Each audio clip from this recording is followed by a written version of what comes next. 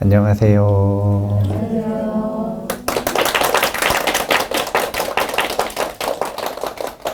서울 금강경학교에서 붓다 연대기 함께 공부하도록 하겠습니다. 지난 시간까지 부처님께서 과연 처음부터 설법을 잘하셨는가 라고 하는 의문을 가지고 그런가 아닌가 라고 한번 살펴봤어요. 그리고 그 결과는 우리 신격화된 부처님에 대해서, 완벽한 부처님에 대해서 익숙한 불자들의 입장에서 보기에는 어쩌면 부처님께서 뭔가 조금 미숙한 부분이 있으시지 않나. 뭐에 대해서 미숙하시냐면 교육자로서. 그런데 너무 흥미로운 건 본인의 자증한 깨달음, 이 완성된 본인의 깨달음만큼 부처님께서는 중생을 교육하기 위한 교육자로서 노력하시는 모습을 보이시고 굉장히 흥미롭게도 빠르게 발전하시는 모습을 보이세요. 그래서 지난 시간 마지막에 초전법륜의 앞부분을 인용을 하면서 우리 부처님이 확실하게 달라지셨다. 이런 이야기로 지난 시간에 마무리를 했는데요. 오늘은 그래서 부처님께서 어떻게 설법 방식을 완성하셨고, 이제 설법 방식을 완성하셨으면 그 다음에 뭐가 중요하냐면 커리큘럼이 중요하거든요.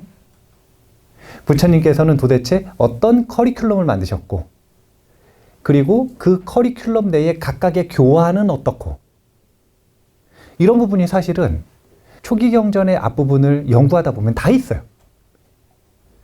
그래서 오늘 가능한 한 부처님의 커리큘럼이 어떤 방식으로 완성되어 가는가라고 하는 부분을 함께 공부를 해보도록 하겠습니다.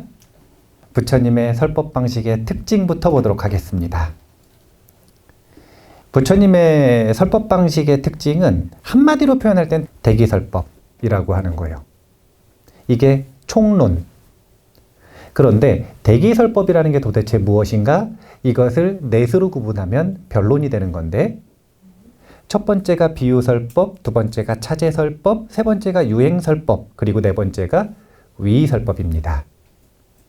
그래서 이 모든 설법 방식은 정말 독특한데, 그게 뭐냐면 부처님께서 제자들이나 학생들이나 신도들한테 찾아와라 이렇게 말씀하시는 게 아니라 부처님이 직접 가셔요.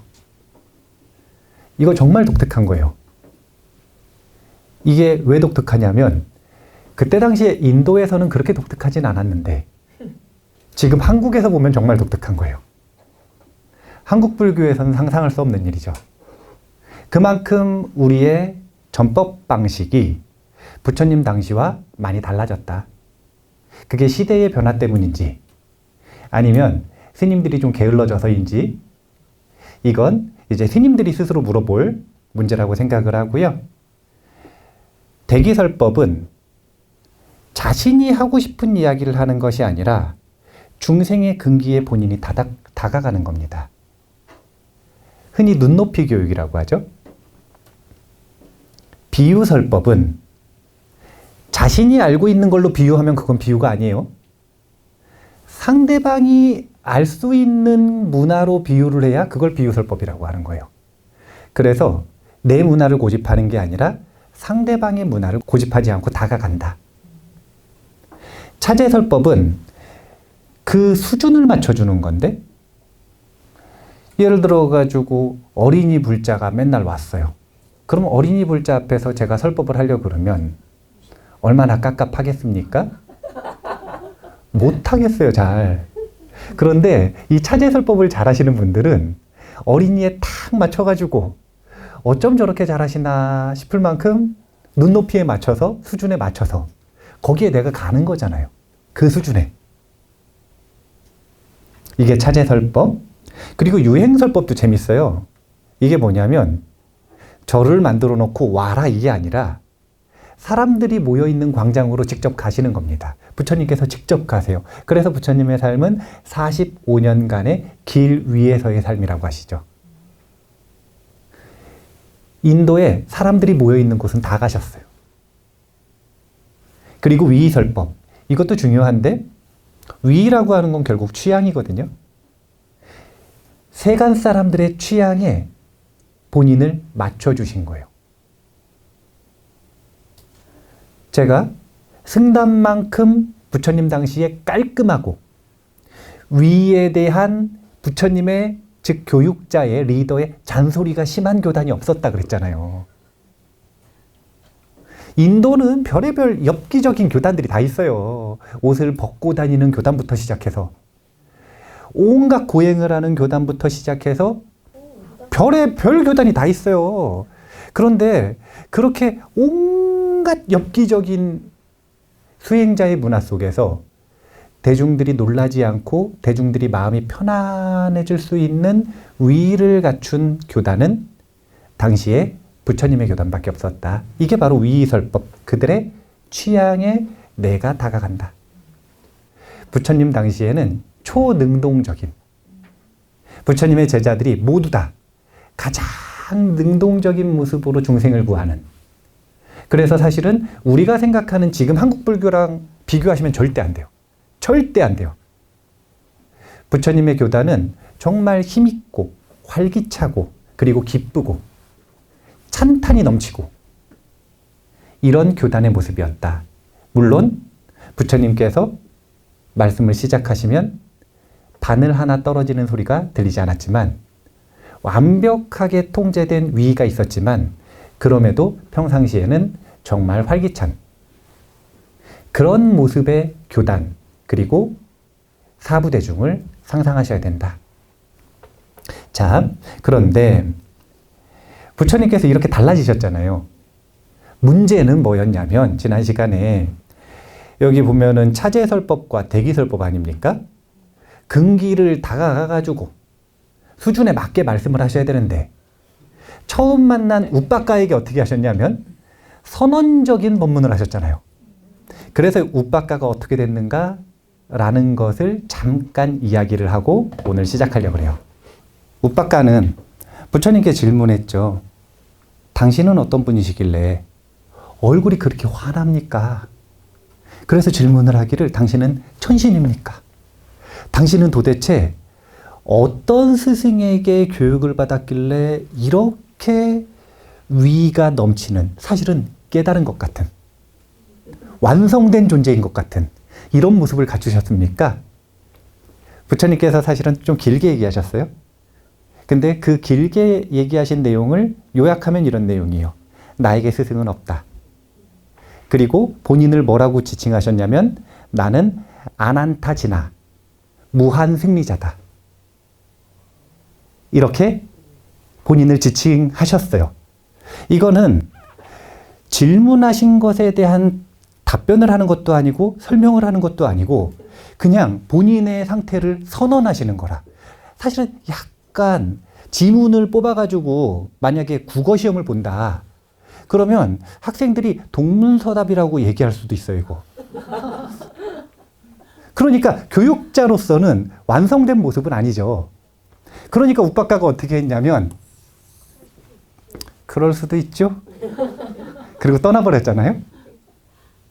우빠까가 어디를 갔냐면 이제 한 마을에 도착을 했는데 그 마을에 있는 촌장이 우빠까의 모습을 보고 반했어요. 고행자 우빠까니까 아주 뛰어난 고행을 실천하는 거예요. 그래서 아라한이라고 모시면서 우빠까를 아라한이라고 모시면서 이제 시봉을 하면서 살았는데 어느 날 촌장의 딸 짜파라고 하는 딸이 있었는데 그 마을에서 가장 아름다운 여인이었어요. 근데 이 짜파를 그 촌장이 공양 올리는 대신에 이 우빠까한테 대신 공양 올리라고 보낸 거예요. 근데 우빠까가 짜파를 보자마자 반했어. 그래도 본인이 아라한이라고 불리는 존재 아닙니까? 그 동네에서. 그러니까 마음을 내색도 못하고 상사병에 들어 누웠어요. 일주일 동안 공양을 막 갖다 주는데 공양도 안 먹어요. 그러니까 촌장이 가서 제 공양이 혹시 부족합니까? 왜 그러십니까? 그러니까 너무 창피해서 말을 못 하겠는데 물어보니까 일단 얘기를 한 거예요. 내가 짜파를 보고 반했는데 이 짜파와 결혼하지 못한다면 난 죽을 것이다 이대로. 그러니까 이 촌장이 그러면 스승께서는 이제 왜 그대로 스승이라 그러냐면 인도에는 독신교단만 있는 건 아니었으니까요. 교단이 독신교단만 있는 거는 아니에요. 스승들 중에서도 결혼하신 분들이 많으니까. 그러면 스승께서는 혹시 세속의 일들 중에서 돈벌이로 하실 수 있는 일이 뭐가 있습니까? 아무것도 못해요. 그러니까 갑갑한데 갑자기 하는 얘기가 제가 그래도 어릴 적에 사냥은 좀 했습니다. 그래서 사냥꾼이 된 거예요, 사실은. 짜파와 결혼해서. 아이를 낳았어. 아이를 낳았는데 이제 이 짜파가 밤에 잘 때마다 요 아들한테 자장가를 불러주는데 이런 자장가를 불러주는 거예요. 과거에 고행자였고 출가승이었지만 이제 고기 파는 이가 된 사람의 아들아.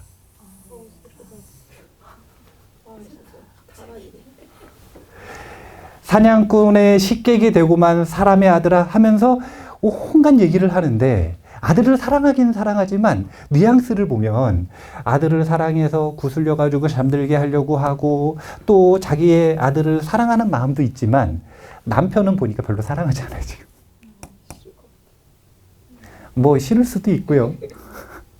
그런데 짜파가 사실은 어느 순간부터 이 수행자였던 우파카를 너무 싫어하는 티를 내기 시작하는 거예요. 그러니까 우파카가 사실은 이 몇 년 같이 살지 않았겠습니까? 그러면은 어느 순간부터 좀 싫어하는 티를 내기 시작을 하면 둘이 좀 싸웠을 거 아니에요. 근데 싸울 때마다 하는 이야기가 있어.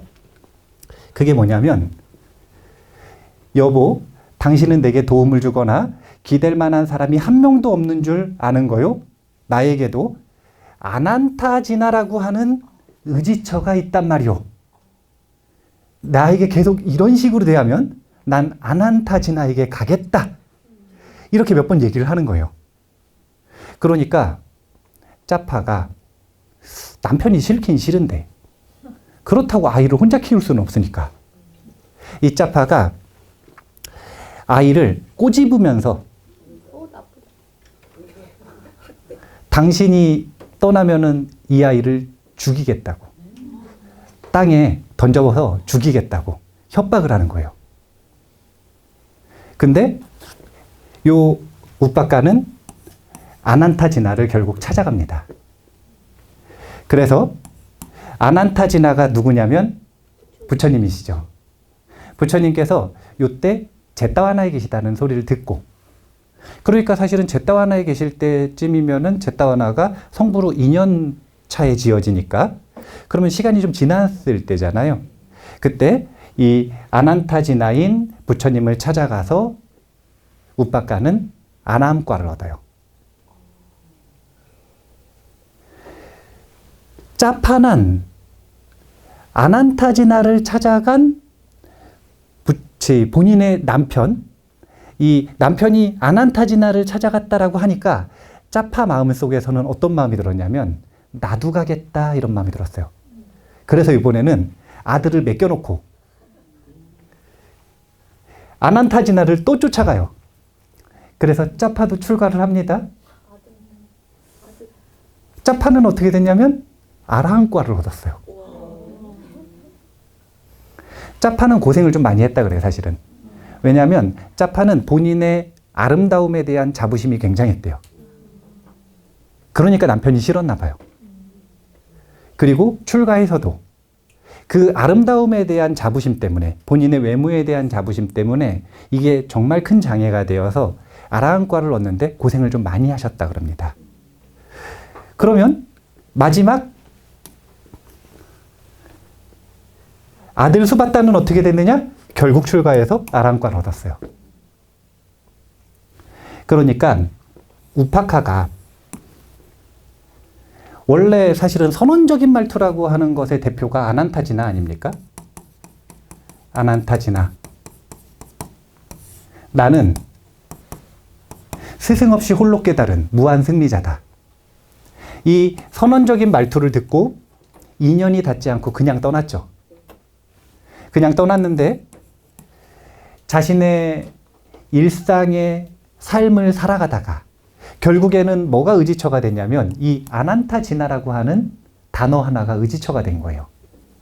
그래서 자신의 삶을 바꾸는 데 있어서 이 의지처가 힘이 되었던 것 같아요. 그리고 재밌는 건 짜파하고는 사실은 좀 악연인데 둘이 너무 싸웠으니까 서로가 서로에게 악연이거든요. 그런데 짜파도 재밌는 건 아난타지나라고 하는 단어가 이 의지처가 됐던 것 같아요. 처음엔 그렇게 싫었는데 남편이 가고 나니까 나도 가야겠다 그래서 아라한과를 얻었죠. 아들도 이 맡겨놓고 갈 때 얘기했을 거 아니에요. 나는 아난타지나를 찾아가겠다. 그러니까 아버지, 어머니 다 아난타지나를 찾아갔으니 수바타 역시 이를 의지처로 삼아서 결국은 성불의 독과를 얻게 됩니다. 좋은 삶이었다고는 할 수 없어요. 그래서 역경이에요. 그런데 이 역경을 영적인 성장, 영적인 각성의 기회로 삼은 가족 출가 사례라고 볼 수 있습니다. 그러니까 이런 부분들이 있으니 주석가들이 후대에 해석을 할 때 우빠카에 대한 교환은 성공이라고 해석을 하겠어요? 실패라고 해석을 하겠어요? 성공이라고 하겠죠? 예. 그렇게 해석을 하는 근거가 있다 이거예요. 우빠카의 삶을 보면. 성불 후의 날짜 계산을 한번 해보겠습니다. 성불하신 날은 4월 보름이에요. 그리고 보리수 근처에서 마하붓다 왕사를 기준으로는 49일을 계셨습니다. 49일을 계시고 범천에 2차 권청이 있었던 날이 50일차에 권청이 있었던 거예요. 그리고 나서 녹야원의 초전법류는 6월 보름에 이루어지거든요. 그러니까 마하붓다 왕사를 기준으로는 10일 만에 걸어가신 거예요. 마하붓다 왕사 말고 마하박가, 율장 대품을 기준으로는 3주인가 4주밖에 안 4주 계시니까 3주가 빠지거든요. 그러면은 한 30일 정도 걸리신 거고. 지금 붓다 왕사 기준으로는 6월 보름에 초전법륜이 이루어졌다라고 하는 것 눈여겨보실 필요가 있고요. 그리고 그로부터 5일 뒤에 무화경이 설해졌다라는 것을 오늘 쭉 한번 일화를 보실 건데 미리 한번 보여드렸습니다.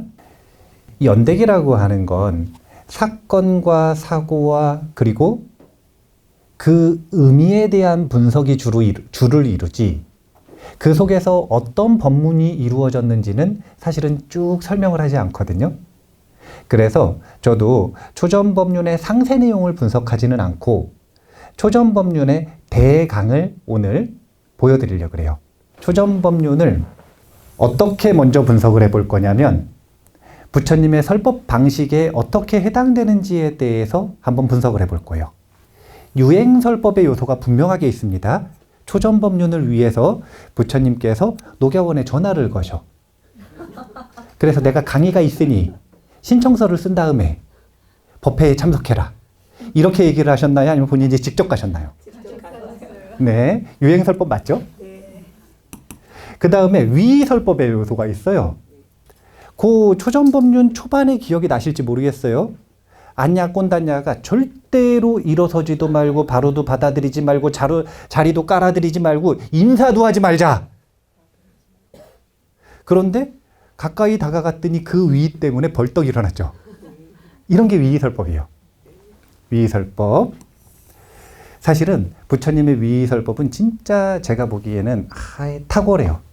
왜냐하면 말씀하시기도 전에 이미 게임이 끝났어요.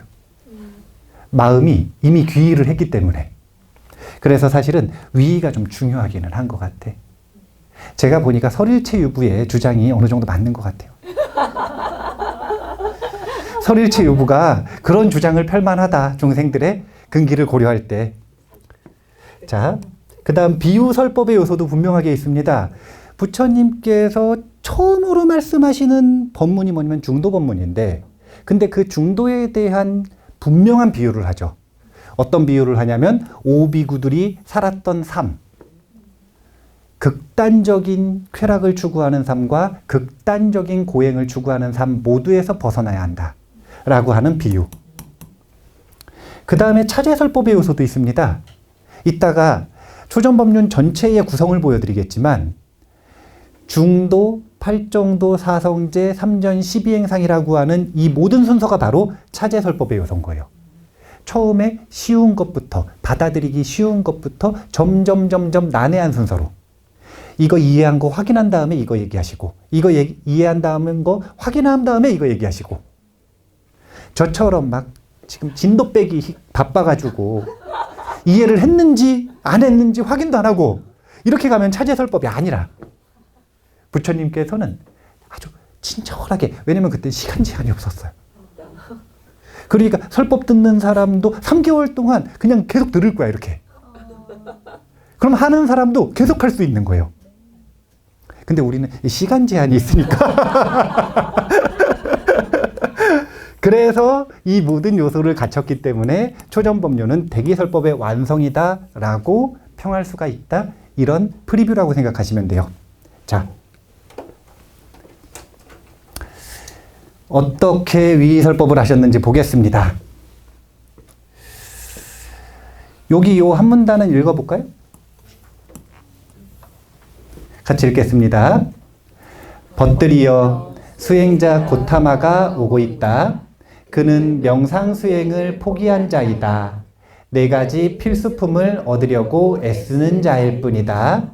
네 가지 필수품을 얻는 생활로 되돌아간 자이다. 그러니 우리들은 수행자 고타마에게 존경심을 표하지 말자. 그에게 인사하지 말자.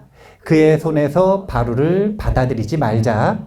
단지 그가 원한다면 자리 정도는 내주어도 좋을 것이다. 이 오비구들은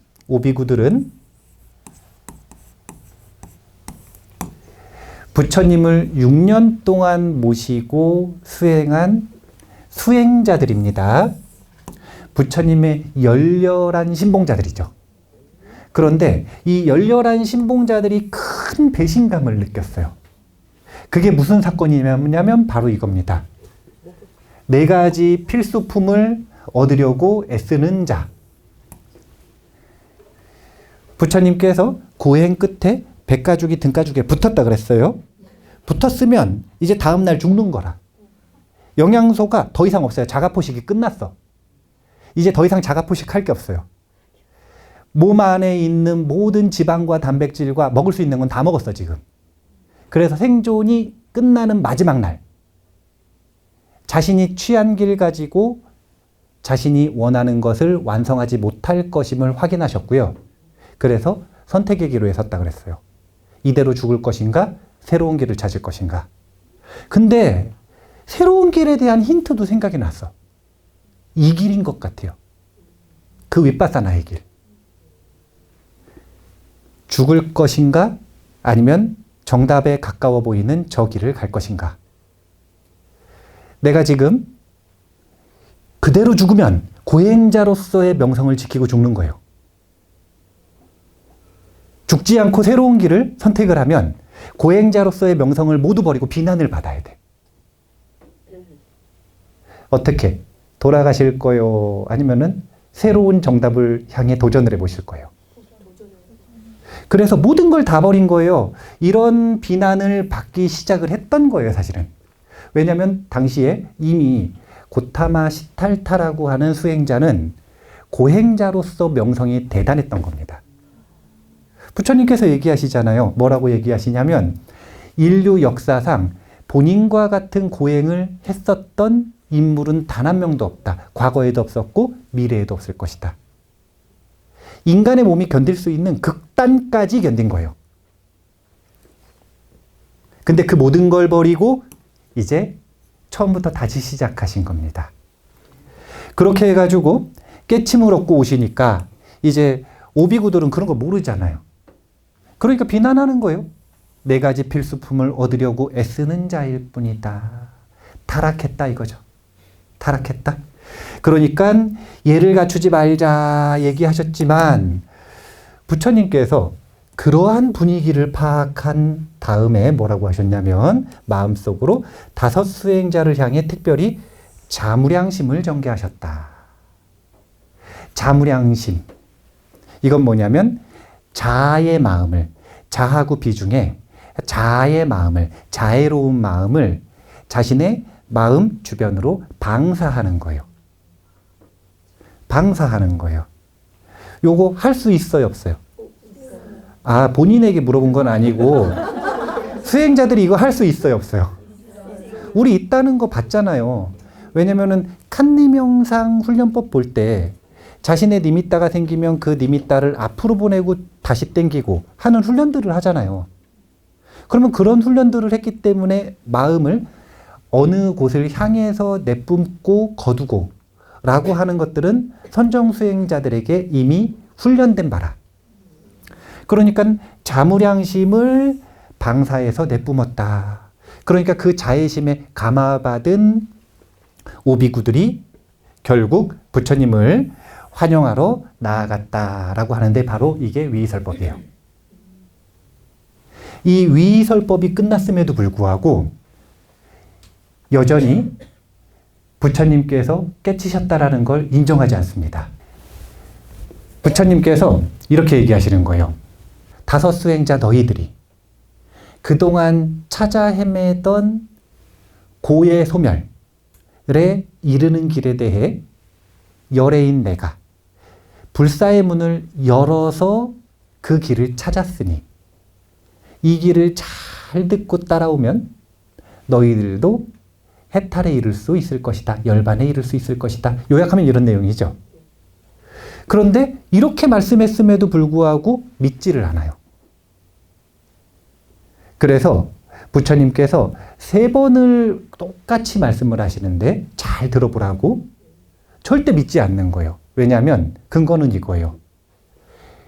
누구도 하지 못한 고행을 6년 동안 했을 때도 깨닫지 못했던 것을 4가지 필수품을 쫓아 쾌락을 쫓아간 당신이 어떻게 그 아랑과를 그 열애의 일체지를 얻을 수 있습니까? 말도 안 됩니다.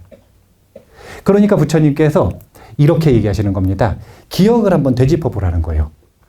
여기 보면 숲에서 명상수행에 전념할 때 너희들에게 용기를 주기 위해 첫 번째는, 두 번째는 고행하는 것을 귀찮게 여기지 않도록 하기 위해, 그 다음에 세 번째는 나를 높이 평가하게끔 하기 위해, 이런 어떤 이유로든 내가 이런 말을 한 적이 있느냐라고 이야기를 하시는데 나는 명상 속에서 빛과 모습들을 보기 시작했다. 이게 뭐냐면 신기한 일. 명상 도중에 나타나는 신기한 일. 그런 이야기들을 통해 나를 믿게 하고 아니면 너희들을 용기 내게 하고 너희들이 고행을 포기하지 않게 하고 그러기 위해 이런 신기한 일로서 너희들을 이끌어준 적이 있느냐 이거예요.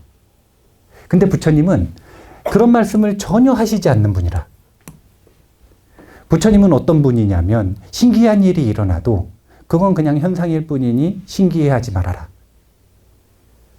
엄청 뭔가 대단한 경험 같은 수행 경험을 하더라도 그건 수행 중에 나타나는 일일 뿐이니 그냥 신경 쓰지 말아라. 아주 이렇게 오히려 신기한 일을 담백하게 만드는 분이지 신기한 일이 아니라 신기한 일을 말씀하시지 않고 신기한 일을 말하면 담백하게 만드는 분이란 말이에요. 그러니까 과장이 없단 말이에요. 수행자들이 기억을 잘 되짚어 보니까 부처님께서 그런 말씀하신 적 한 번도 없어요. 그러니까 자신이 정말 구비한 자질에 대해서 말하고 있다라고 하는 믿음이 생긴 거예요. 이것도 비유설법이에요. 어떻게 비유한 거냐면 과거의 경험, 했던 경험을 끌어와서 본인의 말을 비유하고 있죠. 내가 비유하고 싶은 걸 가지고 하는 게 아니라 그 사람이 알아들을 수 있는 비유를 방편으로 끄집어서 이렇게 설득을 하니까 이제 완전히 확신했다. 부처님의 말씀을 인정했다. 초전법륜은 4가지 키워드가 중요합니다. 첫 번째는 실천적 중도를 제일 먼저 얘기하세요.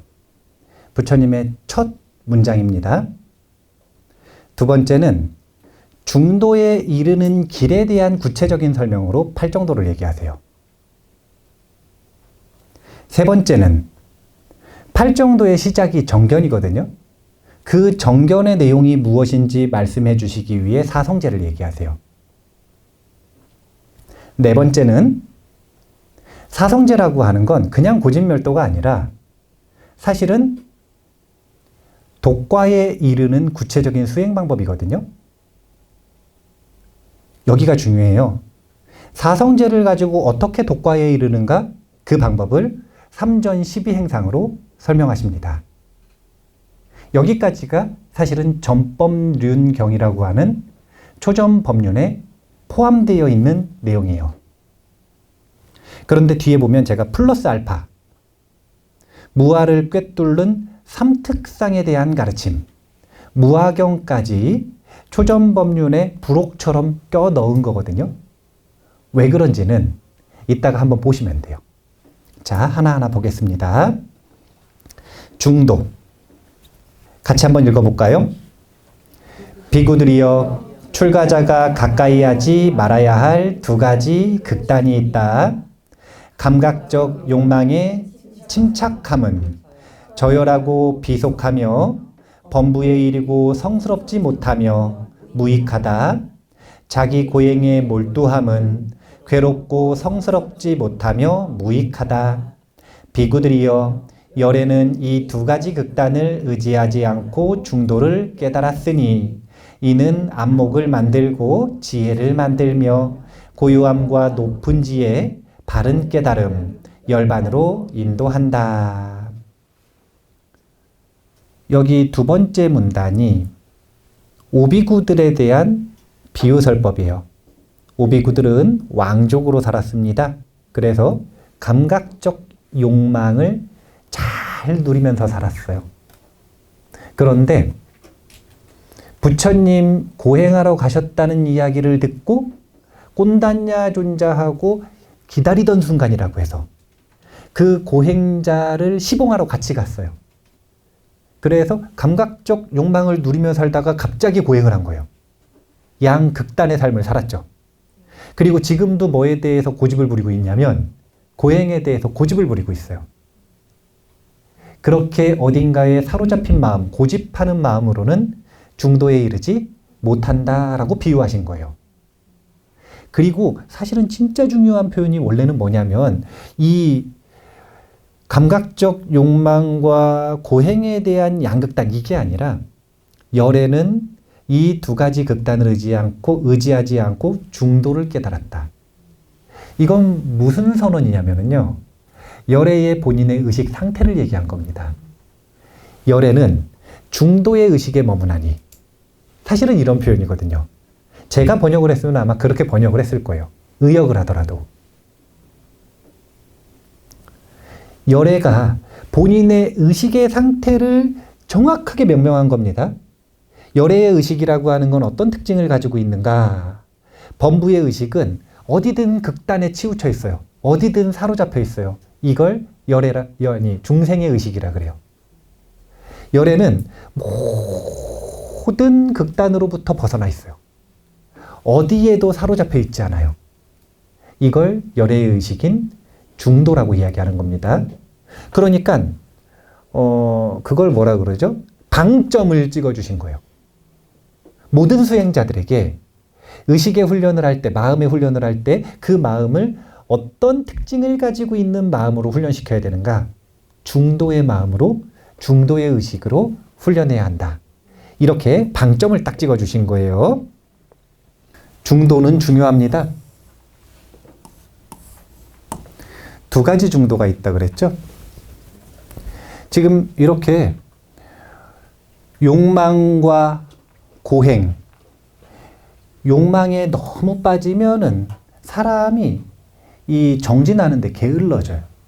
너무 긴장이 풀려. 그래서 이완됐다고 할게요. 좀 너무 게을러, 극단적으로. 고행에 너무 빠지잖아요. 그럼 온몸이 긴장되어 있어요. 저는 좀 이완이 된 사람 같으세요? 아니면 긴장이 된 사람 같으세요? 중도에 계신. 저도 제가 이제 중도에 있는 줄 알았는데 어제 이제 그 PT 선생님한테 가가지고 몸에 있는 근육 상태가 어떤지에 대해서 검사를 해봤더니 온몸이 딱딱하게 굳어 있대요. 이 얘기는 무슨 얘기냐면 긴장하고 있다는 거고, 아, 나는 고행주의자구나. 사실은 현대인들은 대부분 긴장 우위죠. 그러니까 고행이라는 게 다른 게 아니라 외국 사람들이 보기에는 한국인 이상하다 그러잖아요. 그 좋은 유럽까지 와서 여행을 와서 새벽 4시나 5시면은 아무도 없는데 일어나가지고 그 여행을 다니는데요. 왜 그렇게 고행을 하는지. 한국인에게는 그게 평균이니까. 그러니까 그걸 당연하다고 생각을 하지만 세계적으로 볼 때는 한국 사람들은 좀 고행주의자인 것 같아요. 근데 이렇게 긴장과 이완된 마음을 잘 조율하는 걸 뭐라고 하냐면 실천적 중도라 그래요. 이것은 수행자에게 있어서 악기를 조율하는 것처럼 매일매일 매순간 수행을 처음 시작할 때부터 수행을 완성한 후까지, 그리고 수행을 완성한 이후에도 항상 실천하는 가장 중요한 주제예요. 자신의 의식을 어디에도 머무르지 않게 잘 조율하는 것. 어디에도 사로잡히지 않게 잘 조율하는 것. 적절함을 찾아가는 것. 그런데 이거 말고 철학적 중도가 있어요.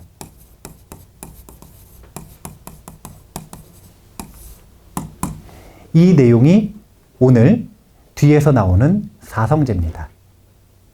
그러니까 사성제는 철학적 중도가 되는 것이고, 그 다음에 실천적 중도는 여기에서 이 중도라고 하는 것은 무엇으로 이루는가라고 볼 때 팔정도로 이룬다 그랬잖아요. 그러니까 팔정도는 실천적 중도가 되는 것이다. 이렇게 생각하시면 되고요. 실천적 중도라고 하는 거는 결국은 우리 금강경 배울 때 무주, 무상 중에 이거는 뭐에 해당이 돼요? 무주에 해당이 되죠. 어디에도 머무르지 않는 훈련. 철학적 중도는 어떤 것에도 실체가 없다라는 것을 꿰뚫어보는 훈련이기 때문에 무상에 해당이 돼요. 그러니까 결국은 중도라고 하는 것이 무주상이라고 하는 원리를 합쳐서 이야기하고 있다. 이렇게 생각을 하시면 돼요. 금강경식으로 볼 때는. 그런데 초전법륜식으로 볼 때는 이제 뒤에서 이야기하는 팔정도가 실천적 중도, 사성제를 바탕으로 하는 수행은 철학적인 중도가 되더라. 이런 부분 눈여겨보세요. 부처님께서 분명히 본인의 의식 상태, 수행의 완성점을 뭐라고 얘기하셨냐면 중도의 의식이라고 하셨어요. 그럼 이제 궁금하잖아요. 초전법륜의 흐름을 쭉 보면, 초전법륜에 보면은 오비구들이 중간에 질문을 할까요? 아니면 그냥 부처님께서 계속 얘기하실까요? 안 하셔요. 근데 우리가 한번 생각해 보자는 거예요. 실제 그 당시로 들어갔을 때 진짜 오비구들이 질문을 안 했을까요? 했을 것 같지 않아요? 왜냐면 지금 얘기하셨잖아요. 뭐라고 그러셨냐면 열애가 위대한 고행자였다가 타락해서 가신 줄 알았는데 오셨어. 그래서 뭐라고 하시냐면 본인을 세존이라고 부르래요. 열애라고 부르라고 하세요. 처음에 의심했지만 진짠가? 이런 생각이 들었어요. 그런데 본인이 깨달아온 의식 상태를 뭐라고 얘기하셨냐면 중도의 의식이라고 얘기하셨어요. 그럼 오비구들 입장에서 뭐가 궁금해? 그렇죠. 중도가 뭘까도 궁금하고 도대체 중도에는 어떻게 이릅니까? 이게 궁금할 거 아니에요. 그럼 질문을 하셨겠죠. 물론 6년 동안 사이가 어땠는지에 따라 부처님과의 사이가 질문도 못할 만큼 어려운 분이셨는지. 근데 제가 보기에는 석가모니 부처님 아주 평등하고 자비로운 분이거든요. 그럼 자유롭게 질문하는 그런 성격일 것 같아요. 그러면 분명히 질문했을 거란 말이에요. 그에 대한 답변이 바로 팔정도라고 보시면 돼요. 그러니까 팔정도는 뭐냐면 사실은 팔지중도라고도 합니다. 팔중도라고도 읽어요. 팔정도가 왜 정자가 붙은 거냐면 팔중도인데 그게 옳은 길이기 때문에 정도라고 한 거예요. 팔중도인데 원래는 이것이 올바른 길이기 때문에 팔정도라고 한 거란 말이에요. 그래서 팔정도라고 하는 건 도대체 왜 그 다음에 나오느냐? 중도의 의식에 이르는 구체적인 방법을 설명해 주신 게 팔정도다. 이렇게 먼저 이해를 하셔야 돼요. 그러면 그에 따라서 분류를 해보겠어요. 팔정도는 정견에서부터 시작이 되는 거예요. 정견이 뭐라고 아까 말씀을 드렸냐면 다른 게 아니라 실천적 중도에 이르는 철학적 중도, 견해. 그러니까 나중에는 이게 결국 뭐냐면 사성제예요. 나중에는 사성제인데 아직 사성제 얘기 안 하셨잖아요. 그러니까 지금 아직 사성제라는 답변을 못 들은 상태에서 보자는 거예요.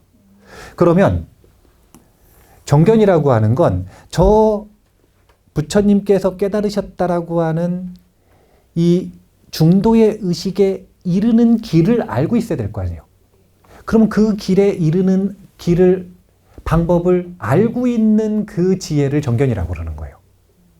그래서 이 정견은 이제 결론적으로 보면 사성제지만 뭐가 되는 거냐면 기준이 되는 겁니다. 무슨 기준이 되는 거냐면요. 이렇게 새겨서 읽는 거예요. 정사유라고 하는 건 올바른 사유가 아니라 정견사유라. 원래는. 이건 무슨 뜻이냐면 정견을 기준으로 생각하는 걸 정사유라 그래요. 그러면은 정어는 정견을 말하는 걸 정어라고 하겠죠. 그러면 정업은 정견을 실천하는 걸, 정견을 행하는 걸 정업이라 그러는 거예요. 자, 봐보세요. 정견을 몰라요. 그러면 정사유, 정어, 정업 할 수 있어요, 없어요? 없어요. 어려운 게 아니라 못해요. 초전법륜 끝에 가면 뭐라고 얘기를 하시냐면 안약 꼰단냐 존자가 깨달았을 때 뭐라고 얘기를 하시냐면 안약 꼰단냐에게 청정한 법의 눈이 생겼다라고 얘기를 하세요. 열렸다가 아니라 생겼다. 생긴 것과 열린 것의 차이는 열렸다라는 건 원래 있는데 뜨는 법을 몰라. 우리 그런 경험 해보셨어요? 안 해보셨어요? 언제요? 맞아요. 난 바닷물에 들어가서 해봤는데 바닷물에 들어가면 눈이 있는데 못 떠. 전 지금도 못 떠요. 전 지금도 못 떠요. 무서워가지고 못 떠. 겁이 전 되게 많거든요. 그래가지고 지금도 바닷가에 들어가면은 이건 뭐냐면은 눈이 있는데 눈을 못 뜨니까 만약에 뜨는 법을 배웠다? 그러면 이건 열렸다. 이렇게 표현을 하는 거예요. 근데 아예 눈이 없어요. 이건 생겼다라고 얘기하는 거예요. 그러니까 안냐 꼰단냐 존자는 정견이라는 게 원래 없었어요. 그러면 원래 팔정도라는 걸 실천하는 것 자체가 불가능한 거라. 그래서 이것이 기준이 되고 기반이 되는 거예요. 이 정견이 너무너무 중요한 거예요. 자, 그래서 얘를 1번으로 따로 분류를 했고, 그러니까 사실은 나머지 7지 정도라고 하는 건 전부 뭐냐면 정견을 훈련하고 알아가는 구체적인 방법이라는 뜻인 거죠. 그 다음에 정사유, 정어, 정업은 왜 분류를 했냐면, 자, 얘는 분명하죠. 어니까 구업이네요. 부업.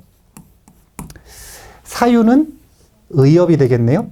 hin업 아닙니다. 의업입니다. 그러면은 의와 구가 있으니까 이 친구는 뭐가 되냐면 hin업이 되죠. 그러면은 왜 이렇게 분류를 했냐면 이 부분은 정견을 바탕으로 신구의 삼업을 갈고 닦는다, 이런 표현이 되는 거예요. 제일 먼저 정견을 어디다 적용을 하는 거냐면 정견을 배우고 갔어. 정견이라고 하는 건 사성제이자 연기거든요. 그걸 배우고 가서 우리 불자님들은 제일 먼저 누구에게 적용해요? 가족한테 적용하려고 그러잖아요. 이게 문제라. 이렇게 하면 안 되는 거예요. 그렇게 하는 건 부처님께서 말씀하신 적이 없어요. 그거는 올바른 가르침을 배우고 가서 가족의 목을 죄는 거라. 안 돼요. 그렇게 하면 안 돼요. 그게 아니라 내 생각, 내 말, 내 행동을 정견의 기준에 맞춰서 바꾼다. 이게 두 번째 범주가 되는 거예요. 그러면 자신의 신구의 삼업을 잘 닦았어요. 그럼 그 다음에 뭘 해야 되는 거냐면 이제 신구의 삼업을 닦은 걸 바탕으로 라이프 스타일을 바꿔야 돼. 이게 바로 정명과 정정진이라. 이게 정명이 뭐냐면 일상생활. 정정진이라는 건 수행생활. 그래서 사실은 이게 뭐가 되는 거냐면 내 신구의 삼업을 닦은 다음에 나의 24시간을 바꾼다, 이런 뜻이 되는 거예요. 내 24시간의 표준시간표를 정견에 맞춰서 바꾼다. 얼마나 체계적이에요. 세상에. 이렇게 해석을 하셔야 돼. 정명이 무슨 바른 직업, 자꾸 이렇게 생각하지 마시고 왜 직업을 바꾸는 게 정명인가, 이걸 생각해 보셔야 되는 거예요. 라이프 스타일이 24시간을 바꾸는데, 자, 봐보세요. 24시간 중에 8시간 자야 돼요? 그런가요? 직장 다니잖아요? 8시간을 근무를 해야 돼요. 그러면 이 8시간은 무의식적인 시간 아닙니까? 그럼 버렸어. 그럼 나머지 16시간 중에 절반 이상을 직장 때문에 투자를 해야 되는 거예요. 그것도 직장 그만두거나 직장에서 권고사직을 당하지 않는 이상. 자기가 직장을 못 받고, 그래서 직장에서 시키는 일을 해야 돼. 그래서 정명을 예로 들 때 대표적인 게 살생을 하는 도축업 아니겠습니까? 도축업을 하게 되잖아요. 그럼 어떻게 되는 거냐면 자기가 먹고 살기 위해서 평생을 살생을 해야 되는 거예요. 안타까운 직업 중에 하나죠.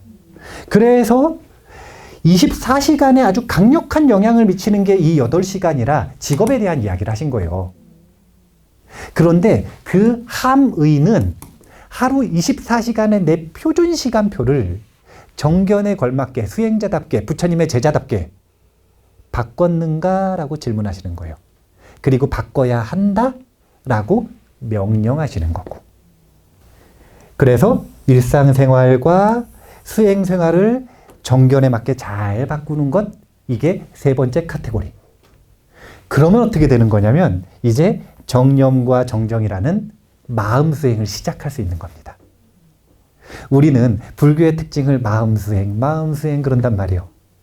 근데 너무 건넘었어. 너무 이 중간을 생략을 해봤어요. 다 상근기라 그러는지 모르겠는데 이 중간을 그냥 다 벗어나 버렸어요. 부처님 당시에도 안 그랬단 말이에요. 부처님 당시에도 이 팔정도를 요약하면 사막 아니겠습니까? 사실은 제가 이제 초전법륜을 오늘 첫 번째 시간에 끝까지 하려고 했는데 포기했어요. 그러니까 여기까지 설명을 하고 일단 여기서 마무리를 해야 될 것 같은데, 자, 사막이라고 하는데 이 사막이 개, 정, 해잖아요. 우리가 마음수행 그러죠. 그건 정과 해를 마음수행이라고 하는 거예요.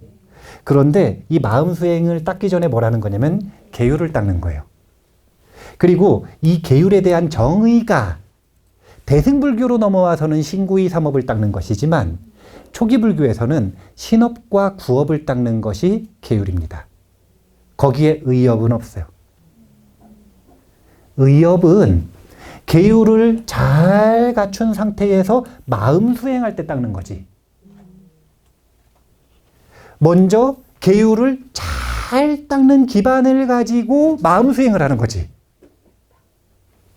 그 계율을 잘 닦는 기반이라는 게 뭐냐면 신구의 삼업을 닦고 자신의 일상, 하루 24시간을 수행자답게 닦아내면 그러면 그것이 계율이 닦인 거예요. 그것도 뭐에 맞게? 정견에 맞게. 세상에 이렇게 올바르게 닦은 거예요. 그러면 그때 마음 수행을 하면 마음 수행이 어려울 리가 있나? 마음 수행이 너무 쉬운 거예요. 왜냐하면 1학년 때 공부 잘했어요. 2학년 처음 들어가면 어려워요, 쉬워요? 쉽죠. 2학년 때도 공부를 잘했어요. 그럼 3학년 들어가면 쉬워요, 어려워요? 1학년 때 공부를 못했어요. 2학년 가면 쉬워요, 어려워요? 그럼 2학년 때 공부를 잘할 것 같아요, 못할 가능성이 높아요? 그럼 3학년이 됐어요. 또 어려워요. 4학년이 돼도 어려워, 5학년이 돼도 어려워, 6학년이 돼도 어려워, 대학원을 가도 어려워. 이 악순환을 첫 단추를 다시 다 풀러서 제대로 끼기 전까지는 계속 어려울 수밖에 없는 거예요. 부처님이 차제설법을 하시는 이유는 다른 게 아니에요. 어떤 난이도의 수행을 하든 자기가 포기할 만큼 극단적으로 어려운 수행에 직면하지 않도록 하기 위해. 마무리 얘기로 이야기하겠습니다. 연대기하고는 관계가 없고요. 부처님이 아수라왕을 만났어요. 근데 아수라들이 바다를 너무 좋아하는 거예요. 그래서 바다를 너무 좋아하는 이유가 무엇인지를 질문을 했더니 아수라왕이 본인들이 바다를 좋아하는 7가지 이유를 얘기했어요. 7가지 얘기를 다 하면 너무 길어지니까 그 중에서 하나가 뭐냐면 바다는 갑자기 깊어지는 것보다는 서서히 깊어지는 곳들이 많대요. 그래서 본인의 종족들과 중생들이 거기에 빠져서 죽기보다는 그 바다에서 이 바다를 누리면서 잘 놀 수 있도록 바다는 중생들과 만물을 포용해 준다는 거예요. 물론 이제 동해바다 생각을 하시면서 갑자기 깊어지던데요. 그러면 저는 할 말이 없긴 하지만 근데 이 7가지 비유를 딱 들으시고 부처님께서 해주시는 말씀은 승단을 그 7가지 비유에 그대로 적용해서 승단의 장점을 얘기하시거든요. 승단의 대표적인 장점 중에 하나가 뭐냐면 갑자기 깊어지는 것이 아니라 서서히 깊어진다는 거예요. 그래서 처음 바다에 입문한, 승단에 입문한 수행자들이 갑자기 깊어지는 곳에 절망하고 빠져 죽는 일이 없다. 부처님께서는 나의 가르침이 차례로 깊어지는 안전한 가르침이지 그렇게 무서운 가르침이 아니다 라고 이야기를 하셨단 말이에요. 그러니까 우리가 공부할 때 순서대로 해야 돼. 순서대로. 일부러 저 팔정도도 저렇게 순서대로 나름의 의미를 가지고 범주화를 해놨으니까 팔정도를 외우실 때 꼭 이렇게 외우세요. 정견, 정사유, 정어, 정업, 정명, 정정진, 정념, 정정. 자, 그러면 다음 시간에 팔정도의 기준이 되는 정견이란 도대체 무엇인가? 여기에서부터 이 부처님의 커리큘럼이 어떻게 완성되어 가는지 함께 공부해 보도록 하겠습니다. 감사합니다.